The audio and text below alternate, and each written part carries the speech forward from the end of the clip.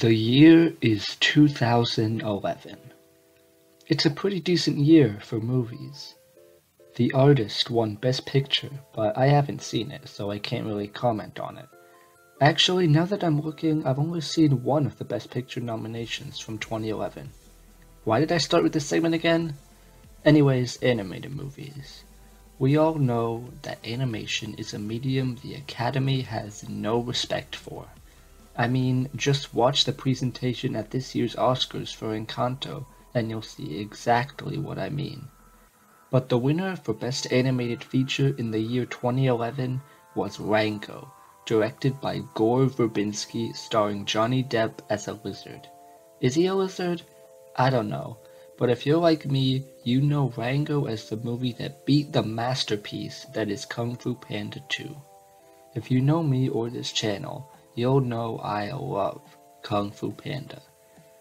But Kung Fu Panda 1 had to go against a top 5 Pixar movie in WALL-E, and Kung Fu Panda 3 kinda dropped the ball, so I can see why those didn't get their due recognition from the Academy. But Kung Fu Panda 2, arguably the best of the trilogy, losing to Rango? Come on, that's gotta be robbery, right? I mean, you can look at it that way.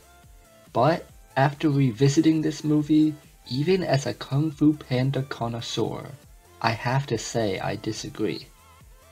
When looking at animation as a whole, you cannot say animation is a genre. That would invalidate all the different ambitious movies people work hard on by lumping it all together. But I think it is fair to say that a lot of animation, especially American, falls into the for kids category. Now, a movie being for kids is not a genre, and the majority aren't exclusively for kids and can be enjoyed by people of all ages. But look at the American animation juggernauts like Disney and Pixar and their recent outputs. Turning Red is a coming of age with a girl and her mom with panda powers thrown in. Encanto is a coming of age about a girl and her abuela with magic powers and the house thrown in. Onward is a coming-of-age adventure about a boy and his brother and dad. Now these movies obviously are not all the same, and there are others that stick out like Soul. These movies all have their own unique feel to them, and have a nice lesson in the end. Even Kung Fu Panda. But you're probably thinking, Poundsend, you're just being an asshole. You're nitpicking movies. I mean, if you really wanted to, you could say every movie is the same. And you're right.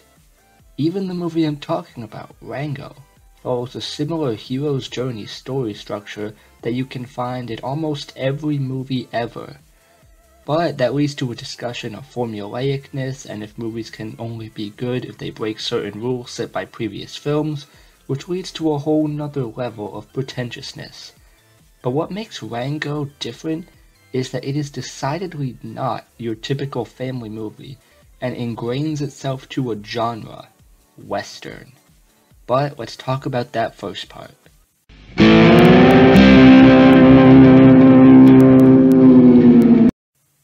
So I'm gonna say this first. Animated movies are not just for kids. But we'd be lying if we said the big animation studios like Disney and Pixar didn't have kids and families in mind when marketing for their movies. And Rango kind of did this too. I watched it when I was a kid. I know it's not a rated R movie or anything, it's still rated PG, but there's murder, mild swearing, stuff you likely wouldn't see, save for the occasional hillbilly hell line in a Pixar movie. I'd like to see more animated movies do this kind of stuff. It makes Rattlesnake Jake more menacing. It adds to the stakes. It adds to the Western vibe. If you can get away with it and still be rated PG, then why not? Also, side note, I think it's cool that Gore Verbinski also included some violent scenes in the Pirates of the Caribbean trilogy, considering the whole Doctor Strange discourse that's going on. You don't have to dumb anything down. Kids aren't stupid. Again, going back to this year's Oscar presentation, animation isn't something for parents to endure to watch with kids. It's film, same as everything else. Just look outside the US at films like Flea or the deep concepts of Studio Ghibli movies. But in the US, the Academy dumbs it down and tosses animation aside. I think the Best Picture winner this year, Coda, is more for kids than the Best Animated Feature nominee Flea, but no, Flea is animation, so it's for parents to endure. Like, shut up, bro, I cried watching Flea, and although I think Encanto is a stronger movie, and I'd give Encanto a 9 out of 10 and Flea an 8 out of 10, I would have loved to see Flea win just for the reaction. But back to Rango. I want more testing the boundaries in American animation. It's not gonna happen in Disney or Pixar, but other studios, come on, you can make it happen. And by that, I don't mean I want another Sausage Party, please not another Sausage Party. I just think it's cool that Rango tests the limits of the PG rating, and I'd like to see more movies replicate it. Not even just animated movies. Verbinski showed in the Pirates of the Caribbean trilogy, if you can push as much as you can into your film's rating, do it. If you want your PG-13 Pirates movies to have tentacles rip a dude's face off, go for it. If you want your PG animated western to have mild swearing, guns, and murder, do it. I feel like I'm being really long-winded here, but basically what I'm saying is filmmakers shouldn't feel like they have to compromise their vision to fit a certain rating. And I'd like to see more bold films like Rango in American animation. Maybe that's just wishful thinking, but oh well.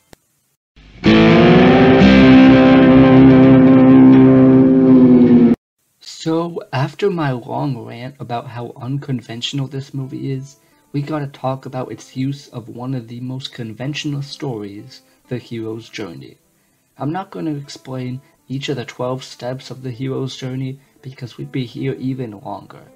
The hero of this story is Rango, whose call to adventure comes when he's knocked out of the back of the car and stranded in the desert.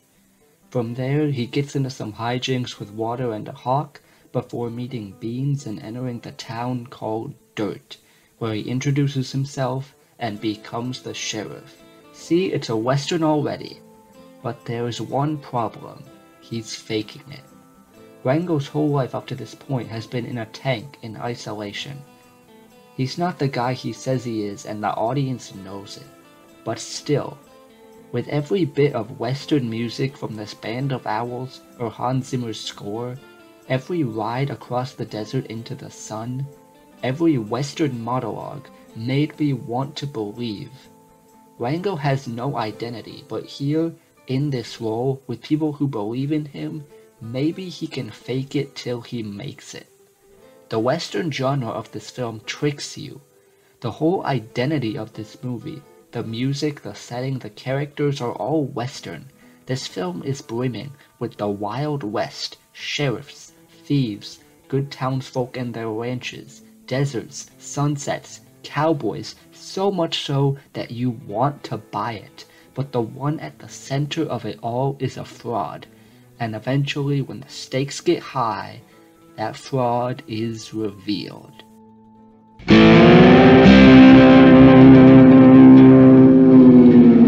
Sometimes in a western, the movies operate with 3 central characters. Take, for example, The Good, the Bad, and the Ugly, or No Country for Old Men. Rango also operates with 3 central characters: the hero, Rango, the villain, the mayor, and Rattlesnake Jake. Rattlesnake Jake is voiced by Bill Nye, who also played Davy Jones in the Gore Verbinski directed Pirates of the Caribbean trilogy. Also, Johnny Depp's Rango is Jack Sparrow, but you all know that already. Nye brings a menacing presence to the role, similar to Davy Jones. Now we know Rango is fake, and it's clear in some of his actions, like when he's drinking the water or when he lets thieves rob the bank, but he's still trying. He's trying to get the water back, trying to motivate people, trying to be the hero, and again, the western genre tricks you so that you want to believe him. With the music, the attire, and the monologue saying as long as the sheriff sign still hangs, you can believe in Rango. And then enter Rattlesnake Jake. He slithers over, a gun in the place of his rattle. In an instant, Jake shoots right through Rango's facade. Rango is immediately flustered, no longer the brave sheriff. That Western genre that was used to trick everyone is now completely gone because we are in the face of a real Western character, the outlaw Rattlesnake Jake. This is evident as Jake literally knocks the cowboy hat off Rango's head with one hiss and towers over him. Rango can't pretend to be the Western hero anymore, because now he is faced with a character so real in the Western genre. A real outlaw who can strike real fear into the hearts of the town, not from made-up stories or speeches, but from his cold, menacing presence and the bad deeds he has actually done. He goes as far as daring Rango to shoot him, and he knows Rango doesn't have killer in his eyes. Jake then makes Rango confess to his lies, threatening that if he ever shows his face in this town again, Jake will take his soul straight down to hell. Damn, what a masterpiece of a scene. Rango is fake. He uses the West to trick people. He claims he's from the West, that he's killed, that he's a hero. But Rattlesnake Jake is as real as it gets. Someone who has killed and is a stone-cold outlaw, embodying the Western characteristics that Rango desires, only he doesn't use it to get people to like him. He uses it to instill fear and terror. I guess Rango can't fake it till he makes it. Rango is left alone, without an identity, again. Back to the road where it all started, and this time, Rango crosses it. On the other side, he meets the spirit of the West. And I'm just gonna quote/paraphrase this scene. It's the deeds that make the man. But my deeds made things worse. I'm a phony. My friends believed in me, but they need some kind of hero. Then be a hero. Don't you see? It's not about you. It's about them. No man can walk out on his own story. Now if that doesn't sum up what I've been saying. Rango's not a hero. He's not a sheriff. He's not a character from a Western. But that's what people need him to be, and he can't walk away from that. So it turns out you can fake it till you make it.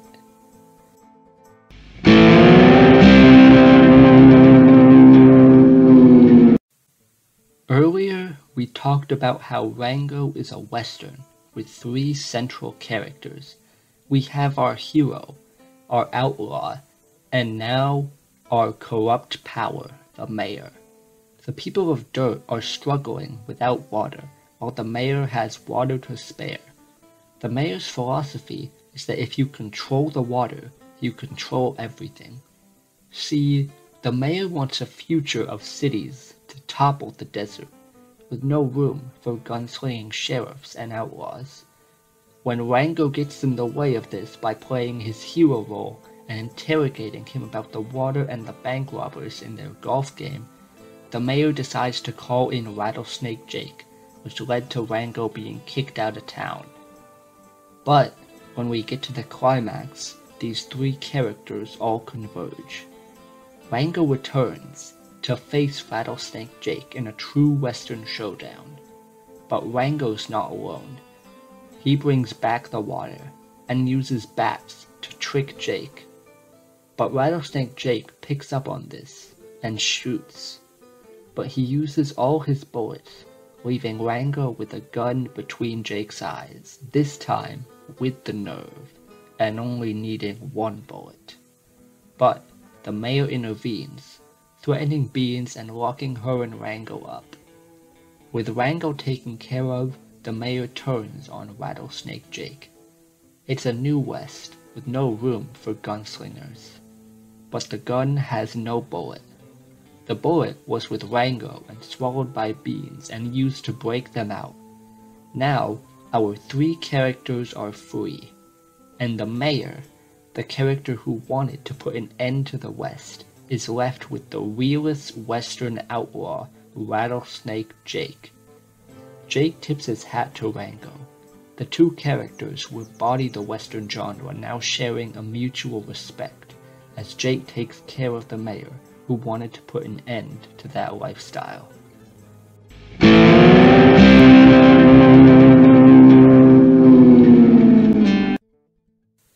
So, our story ends. Rango, indeed, faked it till he made it. This film works so well as a Western because it knows what the genre is so well. Our hero, a fake, who uses the Western genre to play the hero until he actually becomes it, using the genre and its tropes to trick the townspeople and the audience. Our outlaw, a true Western gunslinger, using his true Western traits to snuff out our hero's fake ones and eventually come to respect him once they realize the true enemy, the corrupt power who wants to industrialize and put an end to the days of the Western. Yeah, it's pretty great. This movie embodies the Western genre in a way so few animated movies can do. It relies on our knowledge of the genre, dropping Easter eggs and references like Clint Eastwood. Hans Zimmer's score brims with epic Western. The shots are beautiful, and the character designs are ugly in the best, most creative ways. It's not afraid to be unconventional, and include moments not for kids. I want more movies like this. Even if it beat Kung Fu Panda 2, and I think Kung Fu Panda 2 is a stronger movie, I want more movies that can embody a genre, that aren't afraid to take risks. I want more movies like Rango.